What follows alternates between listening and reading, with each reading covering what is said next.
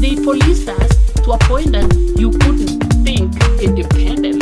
And I apologize for the kids who grew up later, because we are the product of this policing. We wanted our kids to just emulate and do the same thing, taking them to boarding school.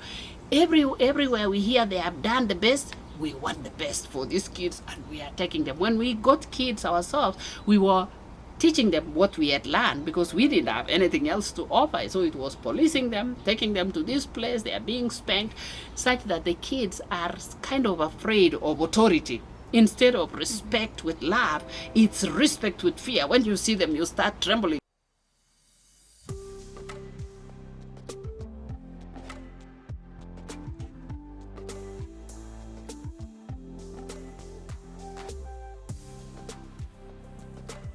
Opportunities don't come looking for you. You have to look for opportunities. You have to knock all those doors. Hi everyone and welcome. Today we have a special guest. This guest is very special and dear to me. I have personally learned so much from her, and I cannot wait for her to drop all the gems, share that with you. So like I am doing, you might need a pen and a paper so you can take notes as we're going, because I assure you we're going to learn a lot from her today, and that way she can also share her journey. Like, you know, where did she come from? How did she get here? So without further ado, I will welcome our next guest. Welcome, and please introduce yourself to our viewers today. Thank you very much, Trudy. My name is Veronica Lagat. This is a special honor, and I feel so humbled to be hosted by her, because to me that is putting an icing on the cake in this journey. Well, she wants me to share my journey, and I think life, as you all know it, it is a journey that continues. It has so many twists. You climb the mountains, you go down the valleys, you go along the river, you are in the ocean. You are excited some days are just wild. It's called life. It's full of surprises. Originally, I came from Kenya, what I would say modern day Canaan. It's beautiful. I mean, you have, name it, you have lakes touring this country, you have rivers, you have animals, the big five, you'll get it there. My father was in the Navy, and he happened to have served the British, and he went to the highest rank that an African could go at that time. I was born and raised in Mombasa. That's another amazing city in Kenya. I mean, it is just like a paradise. You have the palm trees, you have the Indian Ocean, you have all manner of species of coral reefs, very colorful fish, the white sandy beaches, you name it. The food, oh my God, you would want, mouth-watering food. You'll have the people from Mombasa, they make chapati, they make biryani, anything that you would want to taste. The taste of Africa, the taste of Kenya, you will find. The people are peaceful. They are so happy. They are hospitable. They are kind. We lived in this luxurious moment. We were the first people to have a refrigerator. We had this gigantic, humongous house.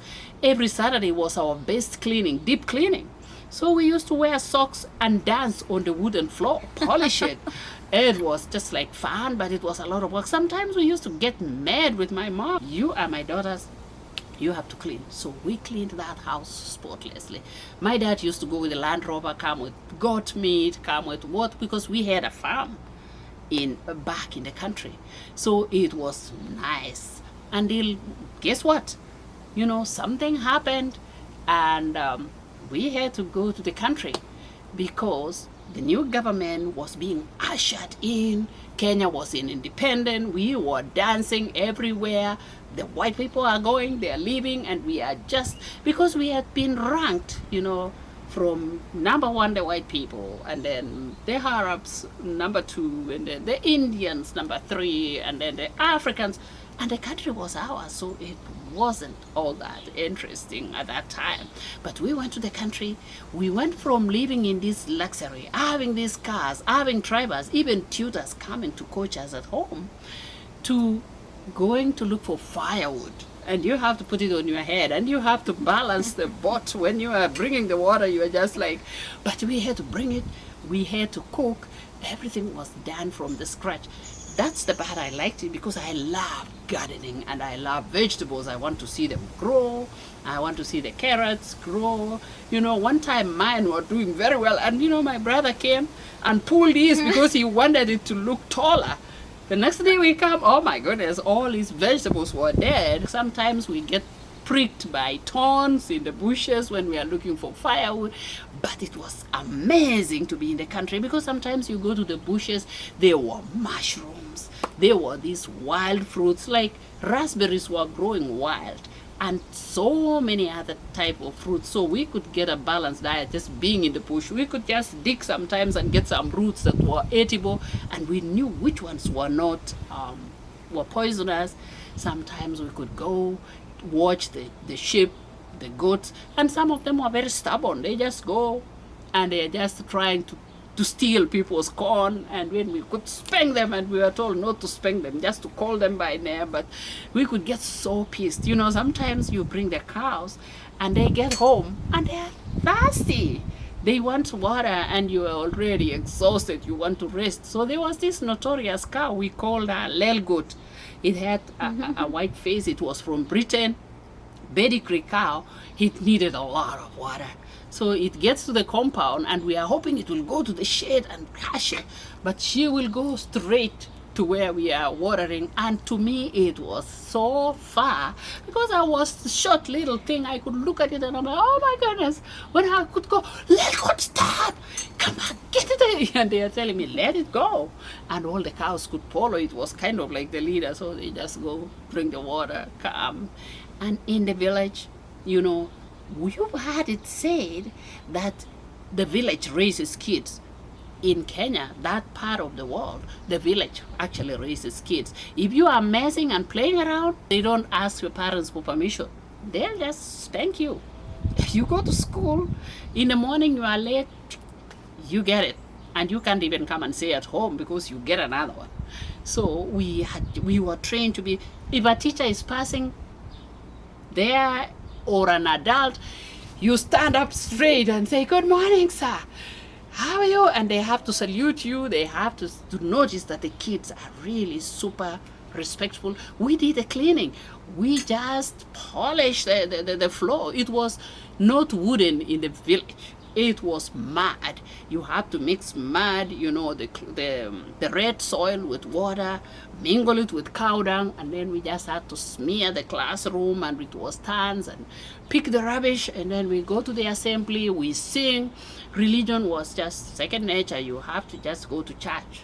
You have to worship in class in the morning. So it was amazing. So it was hard, but the teachers were very hard. They could spank you, they could do whatever they do, but the parents could not say anything. So they policed us to a point that you couldn't think independently.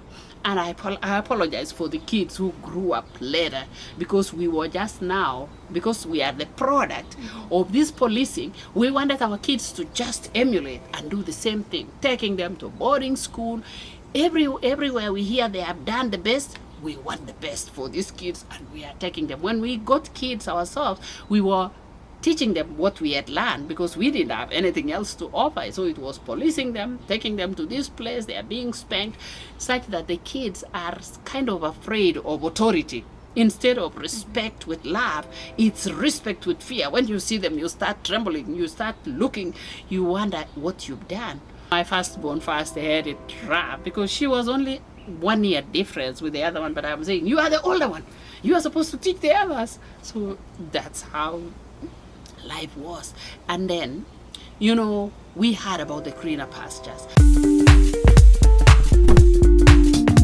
I was restless.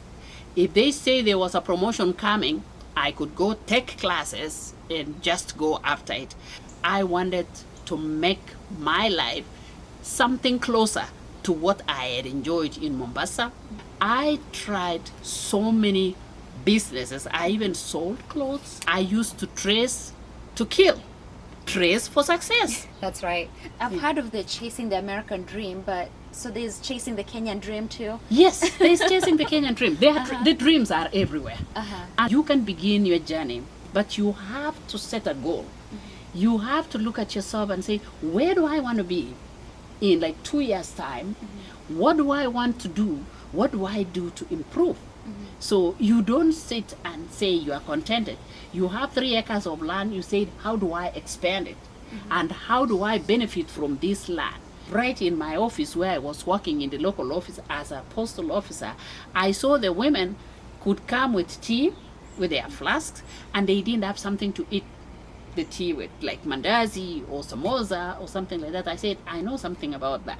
So what I could do, I could bring this. So what I could do, go home, make chapati, make mandazi, and make samosas, bring it to the office, and people, instead of getting out to go to the stores or to the hotels, we call them hotels back there, to buy mandazi or something, it was right here waiting for them. During break time, I'm sitting here and they are paying me for something they could have done, but I'm making extra money there. So I started, it went big, and I'm thinking, okay, what else can I do? So I'm thinking, in schools, when I took my in-laws to school, they were like, if you have some corn or some beans, you can bring that, and that can be the school fees. So I'm thinking, I have an idea. I don't have such a large farm, but there are people who have a lot of produce like that. I could be the middle person here. So I went to the farmers and said, if you want your corn to be sold, I have a market for you. And they say, okay, what can you do? I'm like, I'll just take the market. How much are you selling? So if they say 1,000, I said, I go to the school and say, okay, how much are you going to buy the corn or the beans? They would say maybe 4,000 or whatever. I'll come to the farmer and I just want a cut from here. So the farmer will say, my beans I'm selling for 2,500. The school has told me they're buying it for 4,000. So I tell the school, I have 100 bags of beans from the farmer. The school will come with their transportation. They take it. They'll cut me a check. I'll go and cut the farmer the check. So I started making money. I started upgrading. I had a house with just 2 bedrooms. I wanted a big house. So before we know it, I'm starting a permanent building. I'm building this house. It is complete. I'm fencing my compound, and I'm seeing the ladies, when they go home, even though they had little gardens, they had farms, they are working class, so they don't want to play with the dirt. So I'm thinking, I look for a lady in the village to plow my garden, to plant the kunde, to plant all these things. So they started planting all this. And I had cacao, so I could milk. I take the milk, I sell it to the people, the neighborhood. I take the vegetables to the ladies that they are working class. They don't want to play with that. So they were giving me money. So I started making money. And before you know it, I'm thinking, I need something better. I need something bigger. I need my kids to go to school in the city, because in the country, the schools are not all that good. So how do I go to the city? Unless I look for a promotion so that I can go officially and be given the post office house so that I can go there. So before you know it, I am checking in the newspaper, looking for opportunities that are there. So opportunities don't come looking for you. You have to look for opportunities. You have to knock all those doors. So I decided the next thing I'm gonna do is look for an opportunity. So an opening came up. I went for an interview. Of course, I dressed for success. That's right. You gotta dress for success. Yes, you got to dress for success. So I dressed, I looked presentable, and our dad was good. He knew how to prepare us for interviews. So I knew, first when you enter, you knock the door and wait until they say come in. When you come in, enter, and the panel is sitting there. You have to stand and make sure they invite you to sit. If they don't, stand there, because maybe that's one of the things they are looking for. Are you disciplined enough? Are you able to obey other people's space? So I didn't prepare, so I just entered there and, boom, I passed the interview. I went to the next level. I moved to the city where I wanted my kids to go to school. I left to the farm in the country. I built a house. So while I'm there, I'm renting. And I'm thinking, how much money am I paying to this person who are paying rent every time? I'm like, I need my own house so that when I'm paying the mortgage, the money is mine. So I started looking, and I went to the headquarters and said, is there a way that we can get some loan? And they say, yeah, sure, for the staff members, and you get 4%. I'm like, yes, I want one.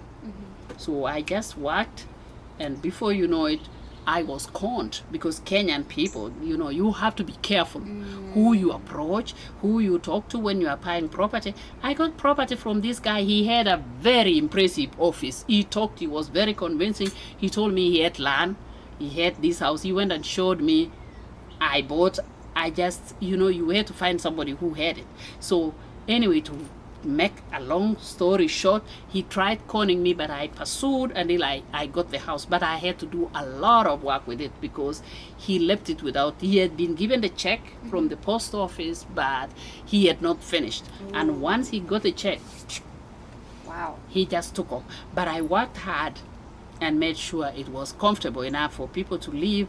And then I just went again to get more training, and I switched from being the front or one of those managers, because it was challenging. People were stealing and they were doing what. So there was this new skill. They wanted to train the security people. They wanted to train investigators and some detectives to find out what is going on. So boom, I jumped on the wagon, did an interview, passed, went to college, and I came out trained as a detective. So I was going all over the post office undercover to figure out how people were stealing, and I worked that job, and I'm paying these bills. My kids are growing, and I am seeing they need better life. They need to eat better breakfast. I'm thinking of that, my history, where we used to have eggs, we used to have fruit, we used to have all this, and I'm thinking, only a loaf of bread is not breakfast. It's not enough. I'm thinking, what else can I do to make this life better for my kids? I went to Malawi for a meeting in the church, and there were these ladies. They had come from America, and they were telling me, wow, America, there are lots of opportunities. You don't have to look for a job. The job looks for you. And I'm like, how do I get to America? Wow. Sell things until your kids think they are the next.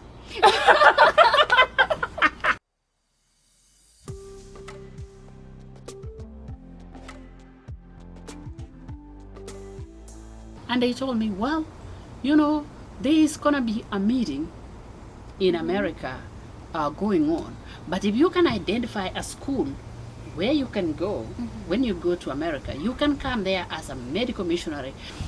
We didn't have the computer, we didn't have the internet. We used to go to a place where it was called Cyber Cafe. Cyber Cafe. I remember that. So you had to go, first of all, they had to teach you how to open an email, because you have to apply for a college. So they teach you and you pay them the money. And they time you. You finish this, they say, no, saa yako imeisha. So you have to pay more money. So I went and I told somebody, can you help me identify a school in America that I can go? What do you want to study? I want to study about food, about health, anything that can make me younger, can make me healthy, can make my family healthy, and at the same time I get to be there and see the opportunities in America. This person told me there is a place called Colorado, and they have this institution that they teach nutrition, they teach horticulture, and they teach. I said, yes, I want that. So they said, you have to apply, you have to have $200. So I'm like, okay, how much is that? Kenya shillings? For entry and whatever. And I'm thinking, okay, yeah, I'll get. So I went to the bank and asked a friend of mine, so how much Kenya shillings is? $200. The shilling was still very strong. So boom, I'm just working, I'm taking the food to the schools, I am cooking mandazi, I'm doing everything. What do women like? Every time I traced, they could look at my trace and they're like, I want what you got. I'm like, this is an opportunity. Yes. Now I'm gonna sell clothes. People in Kenya call the Luo. They're good tailors. They look at something and they make it exactly, precisely how you do it because they are proud people. They want to look good too. So I went and I said, see this? I got this from India. See this? I got from Dubai. They're women. They want this. How much material do you need to make a suit like this? They gave me. I wrote it. And then I'm going. I am like, okay, I have to get the material. I'll get it. It will be tailored here, but it will look exactly like what I'm wearing. Cheap. So how much do you charge? They gave me. I'm calculating the plane money, everything. So I am thinking, I don't have money. How do I go to India to get the material or to Dubai to get the material? And I'm going to my sister. She was an air hostess. I'm like, okay. So how much do they pay? And she goes, well, yeah, you have to have 300, I don't know, 300,000. I'm like, huh? 300,000? That's a lot of money.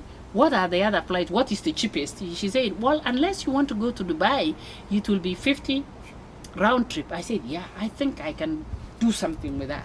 So here I am. Now I have a business waiting. You have to identify an opportunity and strive with it. So I need to go to America. I have applied for this college. They haven't called me, but I know they'll be needing money.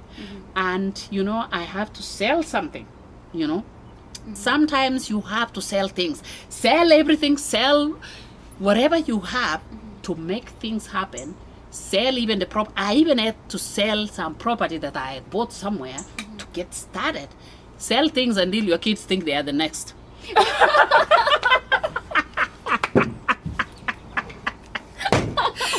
Do something, be very aggressive. Until your kids think they're the next. So what I did, I went and sold that property. It's enough for the ticket. What am I going to use to buy the clothes in India? Because that was the first place I went, Bombay. I'd never gotten into a plane. This is the first time. I need to get a visa. They told me you'll get it at the airport. I'm saying, thank goodness, at least I'll fly fast and get there. So what I did now was to go to the women in the Central Bank of Kenya. And I said, did you say you want a trouser suit? Yeah. Like this one? How much do you think you can pay me for this? They put their own price. Because they look at it and they are really fired up and they are thinking, I think I can afford 4,000. I said, how much can you give me? The dress I had bought it for 2,000. They have already doubled the price by themselves. And I'm like, how much can you? Oh, maybe 500 more. Okay, give me half of that. And when I get the dress, you pay the other half. Okay, the next one. Which one did you want? This one. This one. How much? Give me half. This one. By the time I get out of Central Bank, I have enough money to go and buy the first consignment. I just went to Nairobi, got the ticket, went to India, bought the materials, bring to the Luo in a Nairobi market, Kenyatta market, and say, can you make a trouser suit exactly like this? Madam, perfect. What color? What? I said, these are the material. Do your magic. So I am in my sister's house. I had been sent for training. While I'm waiting, I'm in the training. The tailor is making these clothes. It was wonderful. They even made a suit for my husband. When I took home, he could wear it to church, and everybody was telling him, this must be from London. It is a London cut tailor or Indian. So these Luos were good. So they made these things. And I went to Eldoret and I said, because you paid in advance, I'm giving you a discount. I have already made my money because they already paid me 2,000 and they are putting the price by themselves. So I say, okay, I'll knock off the 500. You have to give your customers an incentive because there are a lot of competitors. If you are selling especially the same commodity, you have to give them an incentive to want to keep coming back to you. Those clothes went like hot cake and they were paying me cash. Because if you don't have enough cash, you pay the half. Leave the clothes here, go back. When you get the rest, you take it. Because I found out that if somebody takes the cloth, they'll wear it, they get disinterested. They don't want to pay it anymore. They want to go and buy something else. So you have to strategize so that you can please them. They are still anxious. They are eager to wear the dress. So they paid me. Before I know it, I'm having enough money to go to America. And I had everything except now the money to come and spend in America. I have to be very creative here. I've never been to America in my life. So I'm thinking, who knows anybody in America? Now I've got the invitation letter. I have booked the embassy.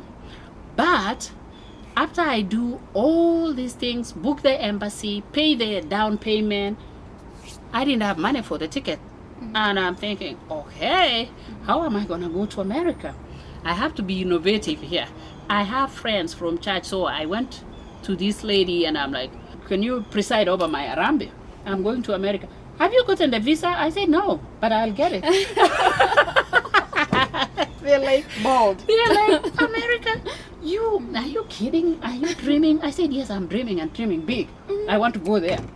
I'm not daydreaming. I'm really dreaming. I see myself in America and I see my family in future in America. Why do you want America? The kids are so young. Blah, blah. I said, yeah. When they are young is when I'm going to start, lay the foundation, prepare for them, and then bring them there so that they can enjoy. Wow. You have to ask for the visa first. They might not give you. I say, no, they'll give me. Why? Why would they not give me? A lot of people are turned down. I said, no, well, but I'm Veronica. I'm not a lot of people. I am me. I'm going to America. So they thought I was crazy. So I started looking for the guest of honor. I started looking for the place. It was a place called Assis Hotel. It's one of those like 3-star hotels where you have to pay like 10,000 to host something like that. I don't have 10,000. But I am trusting I'll raise money and I'll pay them after. Wow. Wow. So I went to Assis. I talked to the manager. I'm having a fundraiser. I am going abroad. Wow, did you get a visa? I said, not yet, but I'll get it. So they gave me the place. They organized. They gave me the food. People came for the fundraiser. And guess what? It was like nice. My sister came from Nairobi and a friend. So they were pinning these flowers to the people and they were raising money. At the end of it, guess what? I had made exactly 10,000 just to pay Assis. Oh no. But there were some people now who didn't come and they had heard about. So I'm saying, okay, I'll still go to America. That was a good sign. If I could raise that, I'll still make more money and I'll go. I don't care about that. I booked for the visa. We are supposed to go in May. And then the visa was given for 30th July. Wow. I'm not going to lose that opportunity.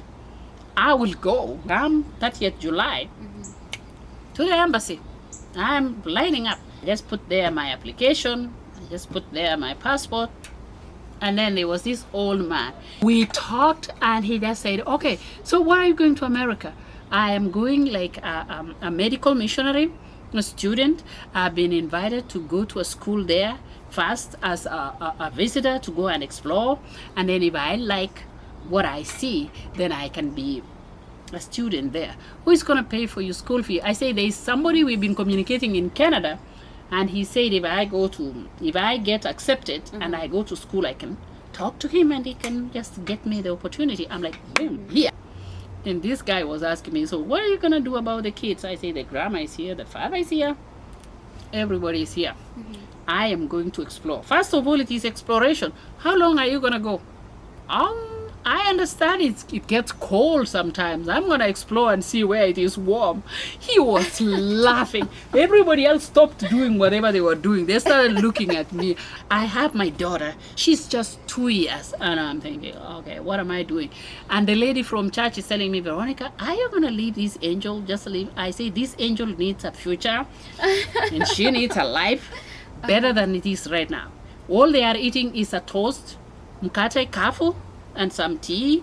I want them to eat mkate shagi, eat eggs, live in a better house, fly, go the aeroplane, so they will be okay. The father is here, the grandmas are here, both sides. My sisters are here. I am going for the opportunity in the land of America.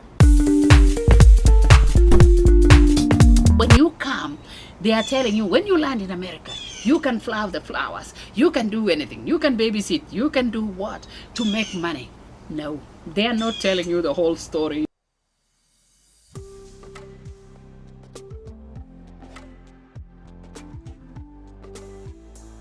So I'm thinking, how do I get to Des Moines, Iowa? Because now I've learned it is called Des Moines. Yeah. Because I said Des Moines. Des Des Moines. And they're like, Des Moines? What's that? Is that a country, a county? Is that a city? What? I said, Des Moines. And he's go, can you write it down? so when they have written, I'm like, how do I get there? He goes, you can either use a bus, which used to be called Greyhound bus, or you can get another plane, because it's not close.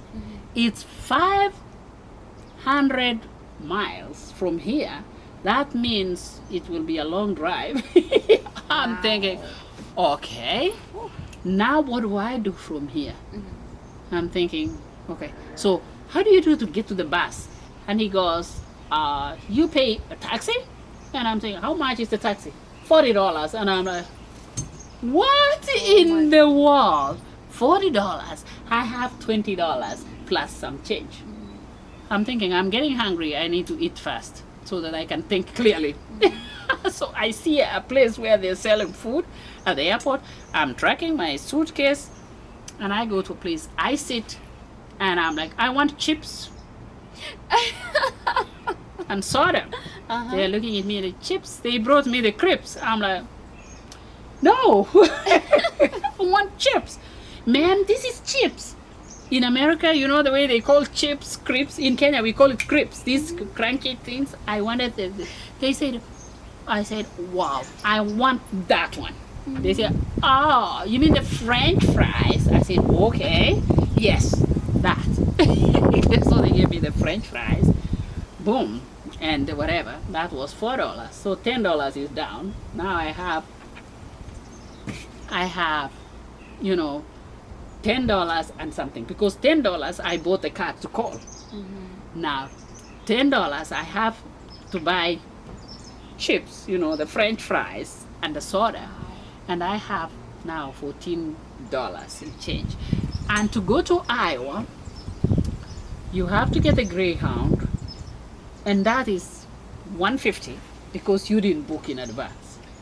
To go to use the airplane, you're not even talking about it. It's about $600. I have $14 and I have to get to Iowa.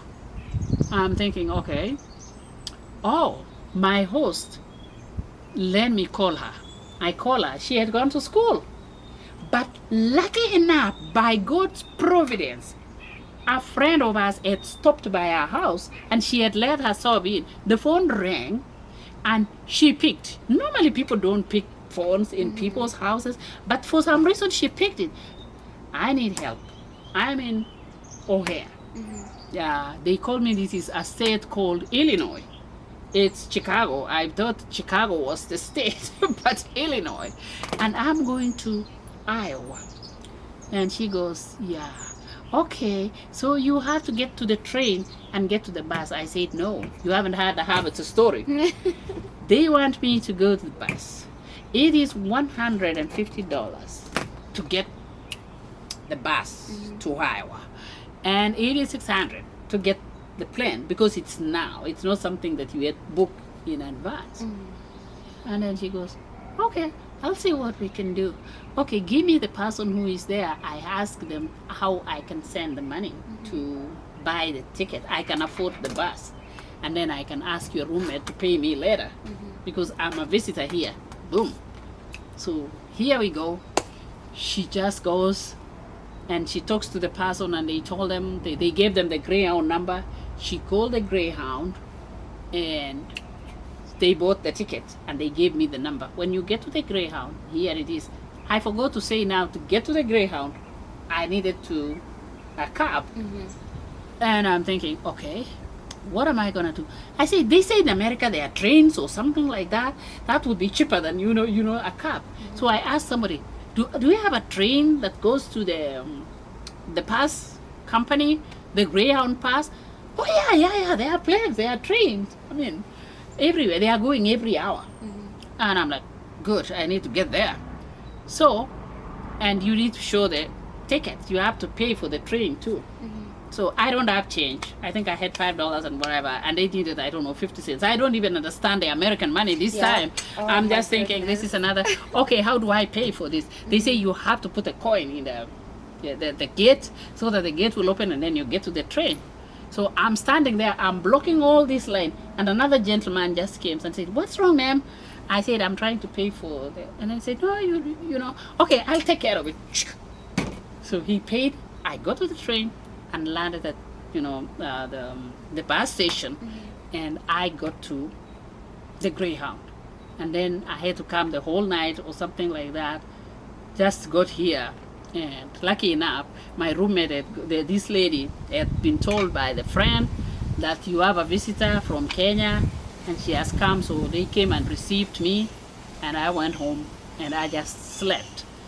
Slept. When I woke up, there was a little bit confusion, and then woke up. The next morning, there was snow for some reason. And I'm so excited, I'm looking at snow, and then I just wanted to take a walk. Boom, it was icy. Boom, the first experience of snow, so I fell down. But anyway, so they received me, and I just stayed with them for a while, and then I just talked to the people in Colorado. Some Kenyan people placed their hat, they volunteered to drive me to Colorado. Wow. So we went, and these people, actually, they call each other, the Kenyan community, they call each other, and they just raised the money. So they gave me $500, and they gave me whatever to start up life. Wow. Boom. They dropped me, so I went and I was accepted. I had to come back to Iowa and then connect with the person who had said was going to pay for me in Canada. And then, when I called this guy, he said, Eden Valley, it's not an accredited school. I'm not going to pay for a school which is not accredited. You need to look for a college which is accredited. I am thinking, my golly, what is accredited and what the heck is all this? So I am calling the director, the education director, and I'm saying, my sponsor declined. He told me to look for another accredited school, but I really want to study nutrition. I really study holistic, natural remedies and this thing, and you have it in your college. And she goes, you just, I was taking my invitation letter, and I said, God, you know what? If you gave me this letter, if they invited me, if they have all the courses and the training I need, you're going to open a way. And I just said amen, and I just put the letter down, and I went to bed. And then the next day, I received a phone call, through my friend's phone. It was from the Eden Valley, where I wanted to go in Colorado. And it said Loveland. I'm like, wow, there's a place they call Loveland in America. So anyway, to cut a long story short, they said, we will see what we can do. Come with whatever you have, and then we'll go from there. The Kenyan people had raised this money, and they volunteered, took me to college. They dropped me there. I didn't have a single penny, nothing. Now I went and gave them what I had. I'm remaining with, I think, $30 or $20. I bought the simple things, the women, feminine stuff, to make sure I have that. And then the next day, it is going to class. Boom, I went to class. And then they were just, they had this school magazine that they wanted people to write articles. So I wrote my story in the article. I am a Kenyan woman, and I am a mother of 3, and I have, children in Kenya. I got this opportunity to go to this school. But yeah, so I am trusting God to open up ways so that I can get, the college fee to go to this school. And there was some other Kenyan lady who was there, and some people from Kosovo or this place that says Slovakia, foreigners, students who were there. And we went to church, and we said we will be fasting this weekend to pray, because school is Monday. I went on Friday, and yeah, they wanted this magazine, they wanted this story, and I attended class on Friday, so I wrote my story. The teacher, the education director, found it very fascinating. So that's how the writing, thing started. It had started way back in school, because I had written a novel in my 6th grade in Kenya, and my teacher, Porchas, told me she was going to take it to Ireland and publish it. She went, I don't know what happened to her. It never got published, but I had written something, she liked it, she wanted it published. So when I come here, I'm writing my story, it was very fascinating. So they read, and some of the guests, because in this school they had a lifestyle center, because that's how they make extra money to replenish the school and replenish a nursing home which was there. So they were guests who had come. So they had typed this story and they had published. It was the newsletter for the school. And one of the guests read that and said, wow, I need to help this lady. If she sacrificed that much, she left her kids, including a 2-year-old. She's come all the way to this land. She shouldn't go back because of school fees. I'll give her a starter. So she just gave $1,000, like that. She just put it in an envelope and said, go and put it. She didn't even write a name or anything. Put it under a door. Just the envelope, and then sealed, and it is $1,000 inside. So they slide it under my room. So when I went to the room, I see an envelope. It's addressed to me, and I'm thinking, wow, who knows me? I just came like yesterday, and I just opened. Oh my gosh, $1,000. Wow. I am thinking, okay, what do I do? I'm just calling the education director. I'm saying, I don't know. Somebody wrote my name in this, and there is money. I don't know if it was a mistake or something. She just said, thank God, it's not a mistake. Maybe God has, is answering your prayers. I'm thinking, wow, that is such an amazing thing. I'm thinking, I left kids with my sister in Kenya. I'm just saying, I have to send some of this money to her, because I don't know where the other dollar will come from. People, when you come, they are telling you, when you land in America, you can flower the flowers, you can do anything, you can babysit, you can do what to make money. No, they are not telling you the whole story. You have to come here, you go through a lot of process before you get to earning money. So I was thinking, I've landed in America, boom, I'll start making money. No, it was just a challenge. So anyway, this lady gave me that first $1,000. I gave the lady, and she told me, you have children, you can send part of it back to Kenya, and part of it we can put it down to your school fee. Oh, first semester is $4,000. I have $1,000, and I have to split it to send some to Kenya and still go to school. Wow. So I did that. And then I'm just thinking, okay, what am I going to do? They told me, Veronica, we have this gigantic garden. If you want, you can plant whatever you want. And I was good. I like the soil. So I planted vegetables, the green beans or whatever, and they were raspberries. They said if you can afford to harvest those raspberries every day, I think a container of raspberries, we will sell it for $2 or $3. The dollar will be yours. Whatever it is I have will be yours. Boom, boom, boom. Money started coming now. I'm getting the money. And then this, so that God is alive and is somebody that looks out for us, especially when you are a praying person and you are trusting him. So they came and told me, would you like to accompany us to Estersburg? You've been to Colorado and those mountains. Yes, so it's beautiful. They invite me they said we can go to the farmers market next Thursday, take the raspberries. So these ladies, we had said we are going to pray and we are going to ask God boldly for a prayer request. So we are sitting and we are saying, okay, let's start. What do you want for us to pray for you? Somebody was like, this lady said, I want a husband. Okay, we write down, we're praying for a husband. What do you want? I want, I don't know, to get well. I'm sick. What do you want, Veronica? I want somebody to pay my college fee. They look at me and they go, huh?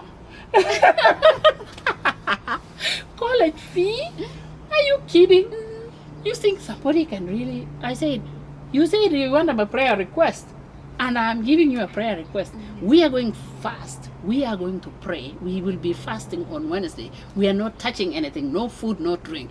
We will be praying and we will be lifting up this. I said, didn't you believe that when you was asking for a husband, we are praying and God will give you one? Didn't you believe that you are getting well if you are sick? I believe that God can send somebody. That's my belief. So we prayed, we held hands. On Wednesday, we were fasting. We didn't eat the whole day. On Thursday, they asked me to come to Esther's Park to take the raspberries to go and sell in the farmer's market. So we took these raspberries. They asked me, any student who would like to volunteer to come to the farmer's market? I said, me. And they said, Veronica, okay, join us. We went to the farmer's market with the dean of students and, all this. So we went. And while we are there at Esther's Bar, the lady bought raspberries and she was getting ready to go, and I noticed in her container there was a raspberry which was malt. So I chased after her. I said, excuse me lady, and she said, what? And of course with your accent and everything, they've never even seen Africans in that particular area of town, the Loveland, Colorado. It's very rare. In Denver we have them, but Loveland, it was rare, so everybody turned and looked at me. Everybody's white. I'm the only black here, and with my accent. And she turned around and goes, what is it? What can I do for you? And I'm going, I noticed your raspberries. It has one which is malt. Give me that one. I'm going to give you one, which is okay. And she said, wow, that's kind of you. So I just took the other one, gave it to her, replaced, put that one aside. And then she said, where do you come from? I said, originally, from Kenya. I came to Des Moines, Iowa, stopped there, and then I'm here going to school. Oh, Mrs. Wow. So, do you have family? So I explained, and she goes, wow. And she goes, yeah, we were fortunate. We were blessed because my uncle got into real estate when the market was really good. The way Americans tell you all the details and everything, they volunteer information. So she just told me, and I don't know why, but something tells me I need to help you. Wow. And she said, oh, where do you stay? I said, in the dormitory. Do you have a phone? I said, yes, we have the dormitory phone. Do you have the number? I said, yes. And she said, I and my husband, she said, have you paid the college fee? I'm like, wow. What? That's like prayers answered there, instantaneous. I said, wow. I paid $500, but the whole semester they need $4,000. And she goes, here is my card. I and my husband, we're gonna take care of your school fees. Wow. I almost screamed. They were asking for somebody to go to the farmer's market, and I volunteered, and this is where I'm getting a sponsor. An opportunity that could have been missed if I had not volunteered. Yeah, so that is why we look for opportunities. We have to volunteer, we have to give, because benevolence is part of God's way. God loves a cheerful giver. I gave my labor to go and present. People were just having fun. They don't want to, why do I have to go? Why do I don't have to? And I got a sponsor right there. I came home and I just went, I knelt down right there in the market. Not even just a bit. I just knelt down and I said, thank you, Jesus. Thank you, thank you, thank you. I started singing. I busted in. So, Asante Yesu, Asante Yesu, Asante Yesu.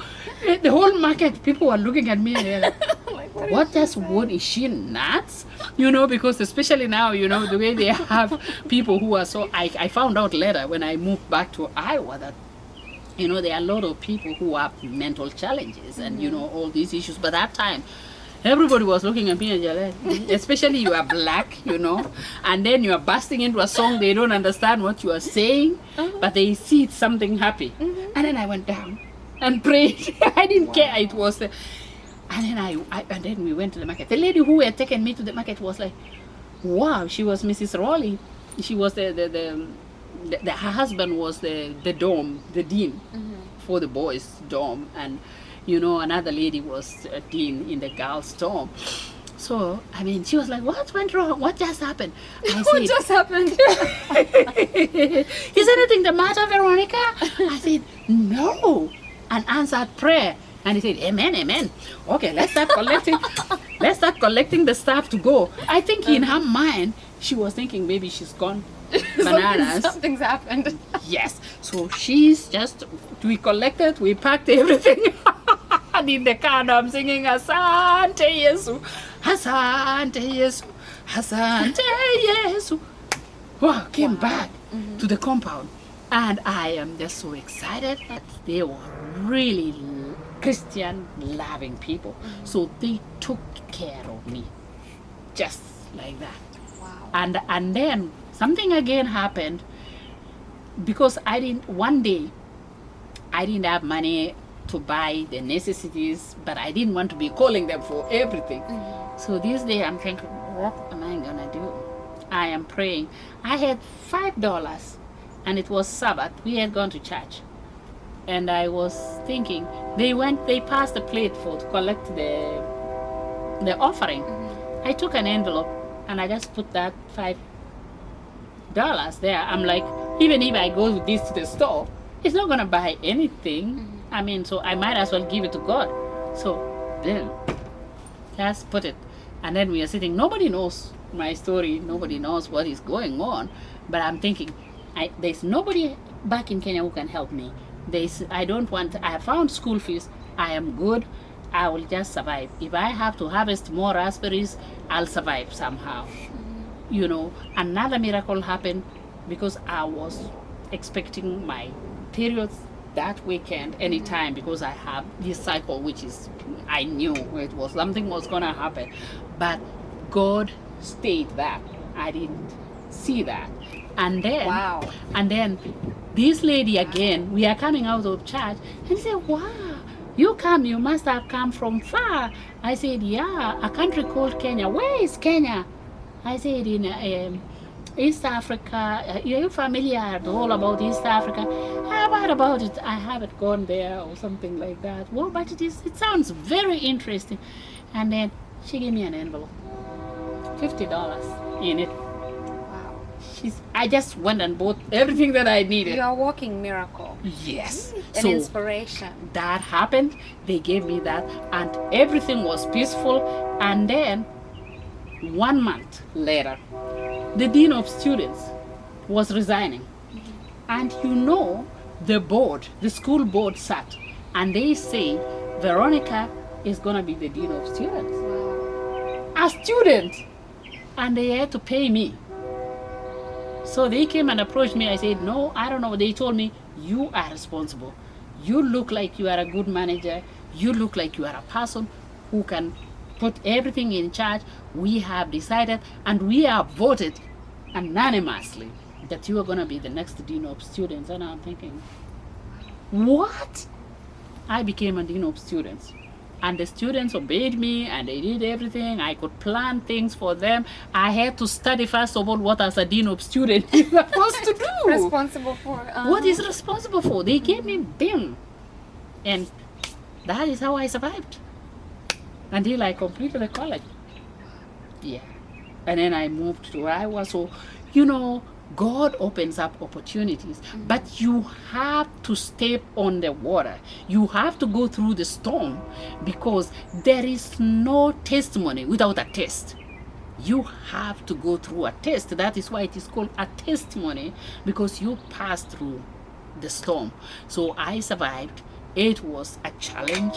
I went through, but my goal was to get my kids over.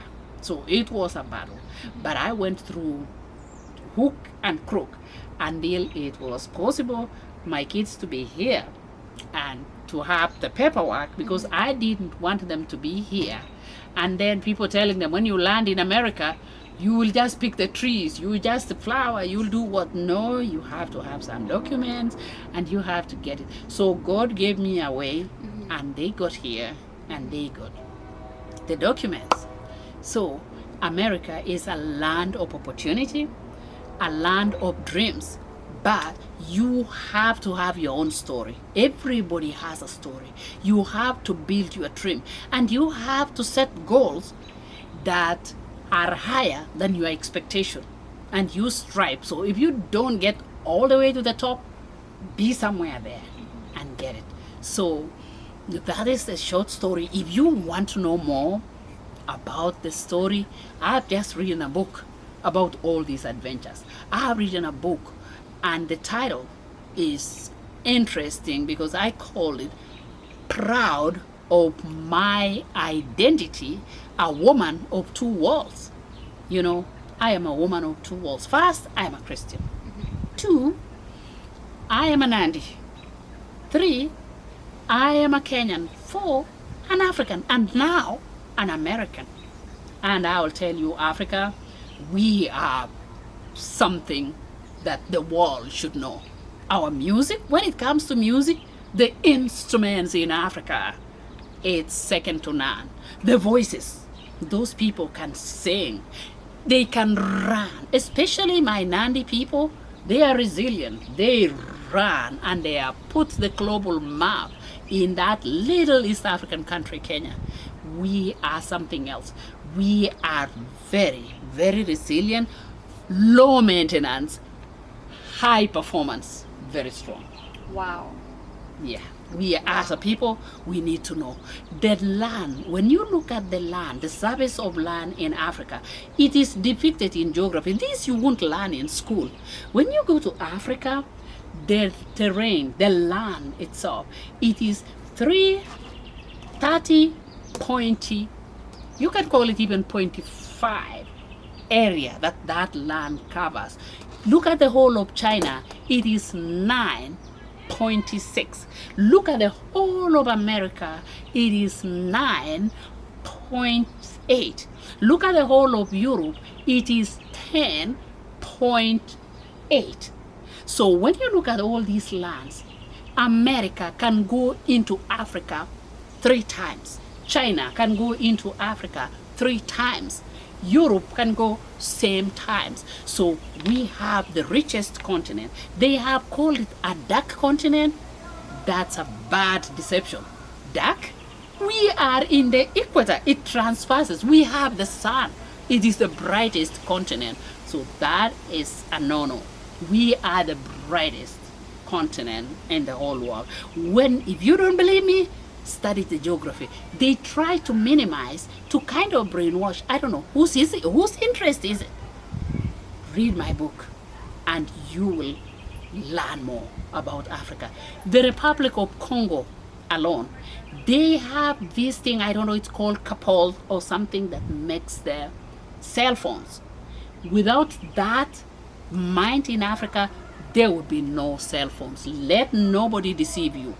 The diamonds that is produced there, the gold. That's why there was a scramble for Africa, because it is wealth, full of wealth.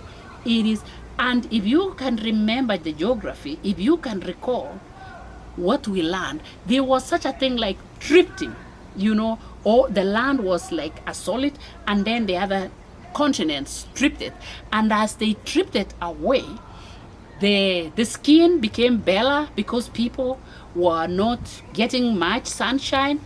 And human, if you believe in this book called the Bible, that I believe strongly, it's a whole library of 66 books. You will get the origin there. You will get Africa, the Obiak, the cold of Obia, which was found in Africa. And if you have read history, Old Dubai Coach in Tanganyika, it's called now Tanzania, is a place where they found the oldest man in the whole world. So the whole race was one, and the Bible confirms that God made all races by one blood. We are all related. This deception, we have controversies. It's about worship. We have the devil, Satan, who is Lucifer, who is deceiving people and knocking people against each other. We are one race. We are one people. We don't have all this. This racism is just something that should stop. People should love one another. There is beauty in diversity. If I can tell you, in Africa, there are rivers, big rivers. In Congo alone, Republic of Congo alone, there is this gigantic river that could irrigate the whole of Africa, and it could be arable, and they could get enough food to feed the world. The fruits, the fauna, the flora, the animals that you have there, you'll love it. Just take a trip, go to any part of Africa. You can go to Sahara Desert, you will still find a desert rose. You will find an oasis and the palm trees, and the people are happy and they are contented. They live as a unit, they are a community, they love one another. But there's a bad element that is coming now. You know, the deception. People are relaxed now, they don't want to work hard. Can you ask yourself, why do we have refugees from Congo? Rich as it is, we have all kind of birds, all kind of animals, different colors. Tourists die to go there, and there are refugees everywhere. Why? Whose interest? I wonder. But Africa is rich. That's why I am proud to be an American. I am proud to be an African. I am proud to be a woman of two worlds, because they vary, they are diverse, they are beautiful, and you love it. Read my book. Wow. Thank you so much. I just want to keep sitting here and listening, because as you're talking, I'm getting empowered. It's truly an inspiration, and it's truly the reason why we have this segment, because we want to inspire everyone. I draw inspiration from stories like this, and I also want to make sure that we're sharing, powerful stories like that with, the world. And so, since you're saying that you've written a book, when is it coming out? Well, I think it's in the pipeline. It is in the process. It's supposed to kick in maybe next month, in August. I just sent the conclusion, and they are working on it. So it's in the process. So you will get a little of everything. This classification of people, it is misguided. Read my book and see how I think people will live. Visit it. Read it yourself. Study for yourself. It will help you. Wow. I feel like I can't let her go, but we have to. So thank you again so much. I am looking forward to your book. I, for one, will be the first person to read that book. Thank you. And as soon as I read the book, you will be the first to know as well. As soon as the book is available, we'll let you know all the places and ways that you can purchase them. And we might have her back here to talk about the book in detail, since I absolutely enjoyed our today's session so much. Thank you so much. Thank you so much for sticking with us. We will see you again in our next video. And please, if you're able to, continue to motivate, inspire someone else, encourage someone else, encourage yourself, don't forget, and let's stay positive. So thank you so much, and we'll see you again next time.